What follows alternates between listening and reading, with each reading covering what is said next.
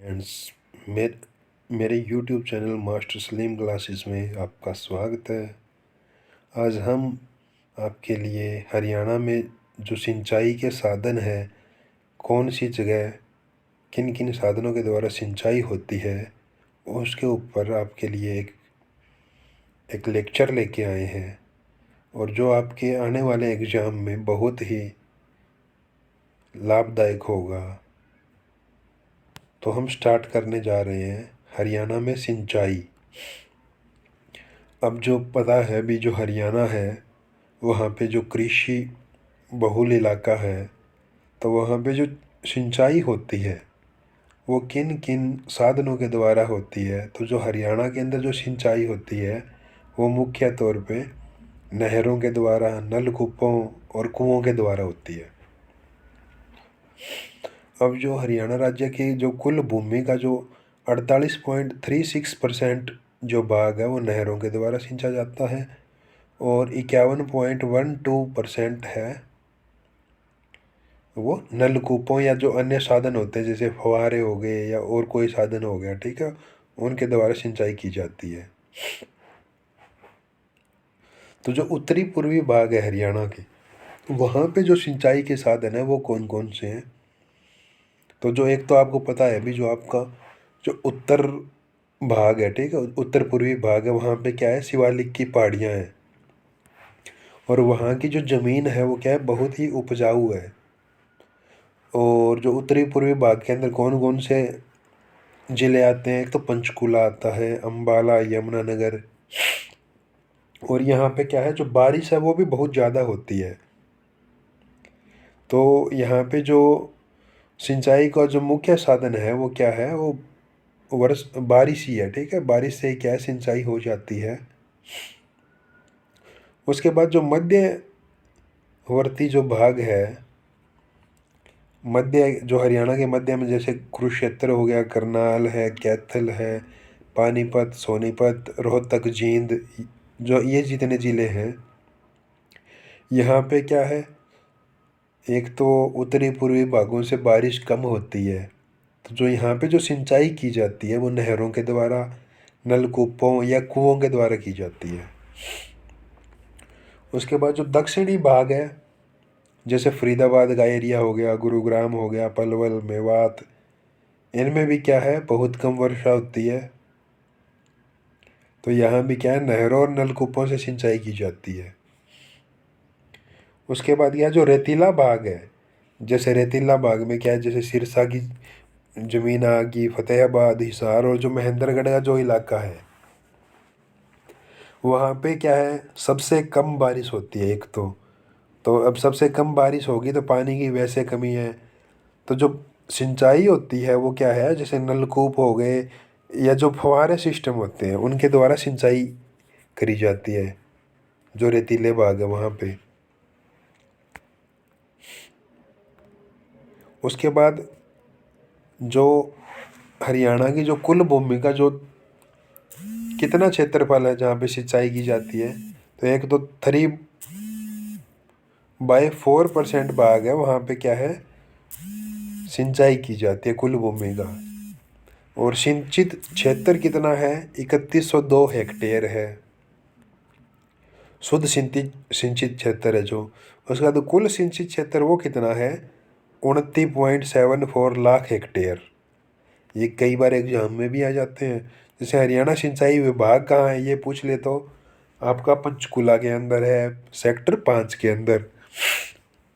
और एचएससी का विभाग कहाँ पे है, ये भी क्या है, पंचकुला में है, सेक्टर 5 में ये भी है। अब राज्य में सर्वाधिक सिंचाई है वो किसके द्वारा होती है, एक तो नलकूपों के द्वारा होती है, ठीक है, नलकूपों के द्वारा क्या है, सिंचाई होती है।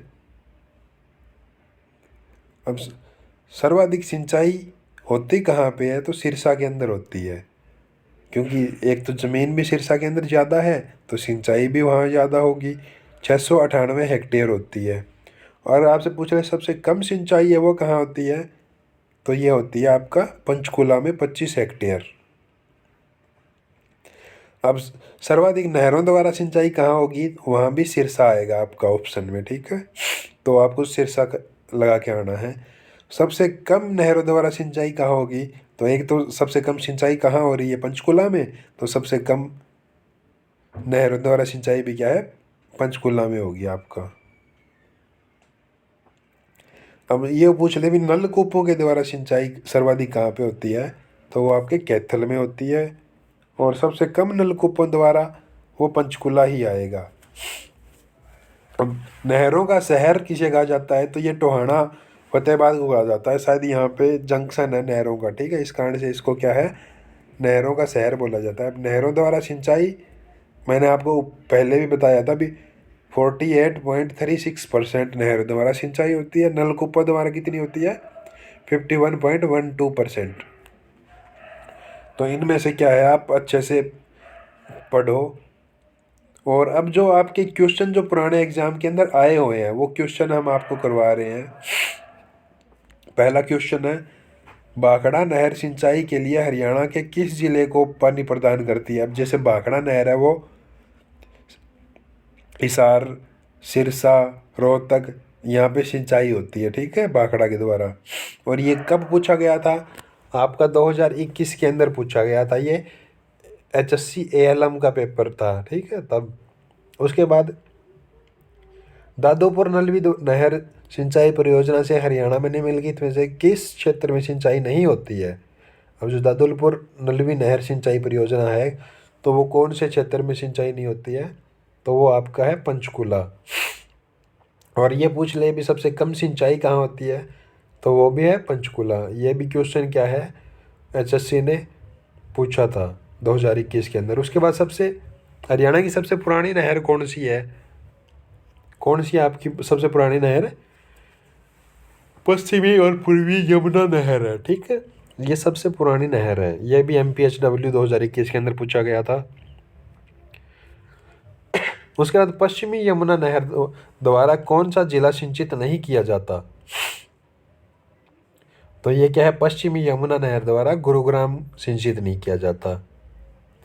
उसके बाद जनवरी 2019 में 6 राज्यों ने रेणुकाजी बांध बहुउद्देशीय परियोजना के निर्माण के लिए एक समझौते पर हस्ताक्षर किए।